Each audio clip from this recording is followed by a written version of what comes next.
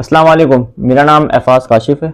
बहैसियत मुसलमान मुझे सियासत के हवाले से वेल नोन होना ज़रूरी है और ये एक मुसलमान की जिम्मेदारी भी है। आइए हम करंट अफेयर्स पे बात करते हैं पूरे वर्ल्ड की पॉलिटिक्स के हवाले से। आज की तारीख 18 जनवरी 2024 है। तो सबसे पहले हम इस चीज़ को देखते हैं कि एक तरफ इसराइल और हमास जो कि आपस में जंग लड़ रहे हैं और उसमें ईरान बैक हैंड पे सपोर्ट कर रहा है हमास को। उस इशू से हटाने के लिए आज ईरान और पाकिस्तान को आपस में लड़वा दिया गया है। और इससे हट के हम देखें माजी में कि रशिया यूक्रेन वॉर हुई, दूसरी तरफ इंडिया अपनी मिलिट्री खड़ी कर रहा है यूएसए की मदद से पाकिस्तान के खिलाफ। फिर एक तरफ तुर्की की फाइनेंशियल कंडीशन आप देख सकते हैं, तुर्की पे दबाव बढ़ता जा रहा है। तो दीगर पूरी रियासतें जो मुसलमान रियासतों में हैं उनको आपस में लड़वा के उनके ऊपर एक प्रेशर क्रिएट किया जा रहा है, उनकी यूनिटी पे हमला किया जा रहा है। तो आज सबसे इंपॉर्टेंट टॉपिक यह है कि ईरान और पाकिस्तान जो कि आज एक दूसरे के दस्तों गिरबा हो गए और दोनों मुसलमान भाई हैं। तो इस हवाले से हम दीन की रोशनी में बात करते हैं, इस्लाम की रोशनी में बात करते हैं। मुल्क की सलामती से पहले हम दीन की सलामती में बात करते हैं, क्योंकि हम बहैसियत मुसलमान पहले मुसलमान हैं। हम पहले सबसे पहले जिम्मेदारी हमारी दीन है। तो आइए दीन के हवाले से रेफरेंसेस कोट करते हैं और इस हवाले से सबको हम वक्त पूरा करते हैं।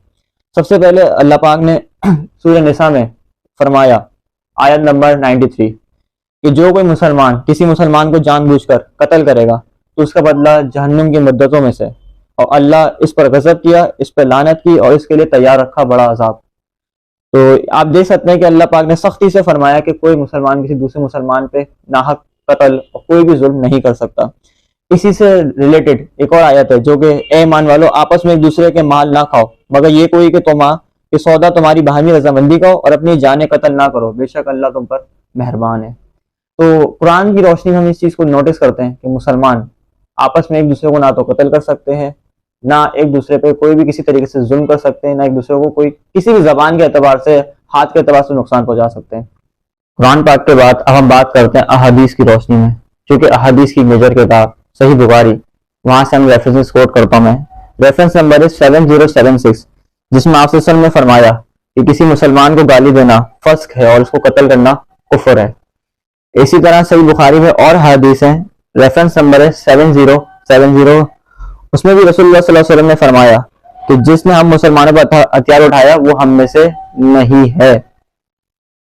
आगे हदीस पे चलते हैं, जामे तिर्मिज़ी जो कि यही बहुत मशहूर किताब है, इसमें भी रसूलुल्लाह सल्लल्लाहु अलैहि वसल्लम ने फरमाया, रेफरेंस नंबर है 1398, कि अगर आसमान और जमीन वाले एक मोमिन के खून में मुलव्वस हो जाएं तो अल्लाह उन सबको अंधे मुंह जहन्नुम में डाल देगा। तो कितनी इंपॉर्टेंट इस चीज पे बात की गई है कि किसी एक मोमिन की मिसाल दी गई, यहाँ तो मामला पूरी उम्मत का है। तो अब आगे चलते हैं हम, एक और हदीस है जामे तिर्मिज़ी की है 1395, जिसमें आप सल्लल्लाहु अलैहि वसल्लम ने फरमाया कि दुनिया की बर्बादी अल्लाह के नजदीक एक मुसलमान के कत्ल होने से कहीं ज्यादा कमतर और आसान है। तो इस तरह एक और हदीस है, वो है 2200, जामे तिर्मिज़ी की हदीस है, उसमें भी आप सल्लल्लाहु अलैहि वसल्लम ने फरमाया तुम्हारे पास ऐसे दिन आने वाले हैं जिसमें इल्म को उठा लिया जाएगा और हर्ज ज्यादा हो जाएंगे। तो अर्ज किया गया है रसूलुल्लाह सल्लल्लाहु अलैहि वसल्लम, हर्ज क्या चीज है? उन्होंने बताया कि कत्ल और खूनरेजी। तो इस तरह एक और सूरह माइदा की आयत है जो कि बहुत इंपॉर्टेंट है करंट अफेयर्स के हवाले से, और ये तमाम आलम इस्लाम के लिए एक रहनुमाई है। उसमें रहनुमाई ये मिलती है कि सूरह माइदा आयत नंबर 51, कि ए ईमान वालों यहूद और नसारा को दोस्त ना बनाओ, वो आपस में एक दूसरे के दोस्त हैं। तो जो कोई इनसे दोस्ती रखेगा वो उनमें से बेशक अल्लाह इंसाफियों को राह नहीं देता। तो क्लियरली अल्लाह पाक ने तमाम मुसलमानों के लिए एक आगाही दी है जो कि कुरान पाक है कि आप यहूद और नसारों को अपने दोस्त ना बनाओ। उनकी पॉलिसीज, उनके विजन्स, उनकी आइडियोलॉजी आपके अगेंस्ट है और ये शुरू से चलता आ रहा है। और ये दीगर खित्ते में अगर हम देखा जाए और चीजों को हम एनालिसिस करें तो इस तरह यही चीज नजर आती है, यहूद और नसारा आपको इस्तेमाली बना रहे हैं और आपको इस हवाले से आप कंफ्यूज हैं, आपको पता ही नहीं कि आप किसके लिए काम कर रहे हैं, कि आप मुसलमान भाई को मार रहे हैं, एक दूसरे को मार रहे हैं, एक दूसरे से कशीदगी इख्तियार कर रहे हैं। लेकिन इससे किसका फायदा होगा? अगर पाकिस्तान ईरान की जंग होती है तो इससे खुश कौन होगा? ऑब्वियसली सी बात है इंडिया, और उधर इसराइल, क्योंकि ईरान इसराइल में घुसा हुआ है, एक तरीके से हमला कर रहा है, हमास की मदद कर रहा है। तो इस तरह जो ईरान है उसका फुल फोकस वहां से हटेगा, पाकिस्तान पे आ जाएगा। पाकिस्तान इस सब जिंदगी के खिलाफ अपनी मुल्की को स्ट्रॉन्ग कर रहा है। अभी रिसेंटली शॉर्ट रेंज मिसाइल का कामयाब तजुर्बा हुआ है, और उसके बाद अगर ये चीज अगर पाकिस्तान में इस जगह एंगेज कर दिया गया तो पाकिस्तान इंडिया से हट के ईरान पे आ जाएगा, और दोनों तरफ मुसलमान भाई हैं। और जितने हदीस और रेफरेंसेज और कुरान की रोशनी मैंने आपको चीजें कोट की, तो ये सरासर एक चीज दीन के खिलाफ जा रही है। तो लिहाजा हर उम्मती इस चीज पर फोकस करे कि मुल्क की सलामती से पहले अपने दीन की सलामती पे ज्यादा गौर करे, उसके हवाले से अपना होमवर्क पूरा करे। बहैसियत मुसलमान मेरा और मेरी तमाम जितने भी जवान तबका है, जो कि सिर्फ पाकिस्तान में नहीं पूरी दुनिया में, उन सबके इस हवाले से वेल नोन प्रिपेयर होना चाहिए, उनका होमवर्क होना चाहिए और पॉलिटिक्स में इंटरेस्ट होना चाहिए। ये बातें हिंदुआने हैं कि बहस नहीं करते, सियासत से दूर है, हम पॉलिटिक्स की बातें ना करो, तो ये चीज आपके लिए सबसे बड़ी जरूरी है। और जाहिर सी बात है, ला इलाहा इल्लल्लाह itself is a political word, कि आपने इसकी बुनियाद पे इत्तेहाद करना है, यूनिटी करनी है और पूरे खत्ते पे हुक्मरानी करनी है। बहुत बहुत शुक्रिया। जैसे कि हम आज सुबह सुबह एक बैड न्यूज़ हमने सुनी है कि पाकिस्तान ने रिस्पांस में अटैक किया है ईरान के अंदर, जिससे कैजुअलिटीज़ सुनने में आ रही हैं। अभी क्वांटिटी कंफर्म नहीं है, और उससे एक दिन पहले ईरान की तरफ से भी कंफर्म किया था उन्होंने अटैक किया, पाकिस्तान में भी कैजुअलिटीज़ के कंफर्म किया, बट नंबर्स कंफर्म नहीं है। अब सिचुएशन ये है कि हम दोनों भाई हैं और ब्रिटिश ने जो बॉर्डर खेला था उसके बाद से डिवीजन है, मगर फिर भी वो एक अच्छा लेवल है।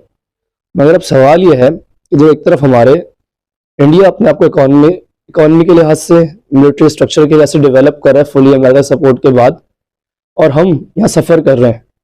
एक तरफ बात होती है कि हम अपनी फ़ौज फ़लस्तीन नहीं भेज सकते क्योंकि बॉर्डर की सिचुएशंस हैं, इकोनॉमी का मसला है, IMF का इशू है, और ये सेम बात हम अब कश्मीर और बाकी इंडिया के पार्ट पे करते हैं, तो हमें सेम यही बहाने अपनी सोसाइटी में सुनने के लिए मिलते हैं।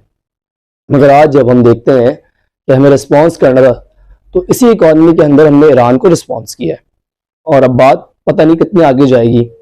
तो हमने अपनी इन चीज़ों को या अपनी फ़ौज को इसलिए प्यार नहीं करते, या हम इसलिए उसको इतना रिस्पेक्ट नहीं देते कि हम भाइयों के साथ लड़ें, क्योंकि हम मुसलमान हैं, वो भी वही कलमा पढ़ते हैं जो हम पढ़ते हैं, और उसका भी वही आखिरत वाला कॉन्सेप्ट है जो हमारा है।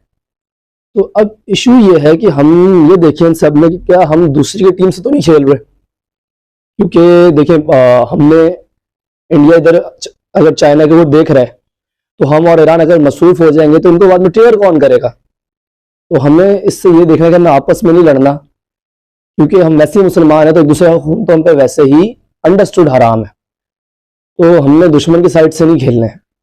तो बस इसको हमें सोसाइटी को रेडी करना है कि हम चीज़ों को समझें और दुश्मन की बैक टू बैक मिशंस को नाकाम बनाना, कि उसकी तरफ से खेलें। तो आज इस सुबह सुबह एक बैड न्यूज़ थी, इस पर लाइव कल्चरिंग की ज़रूरत है और पब्लिक को अप्रोच करने की ज़रूरत है। तो आप सब लोगों से यही गुजारिश है कि दुश्मन के मिशंस को नाकाम करें, ना कि उसकी टीम से खेलें। जज़ाकल्लाह।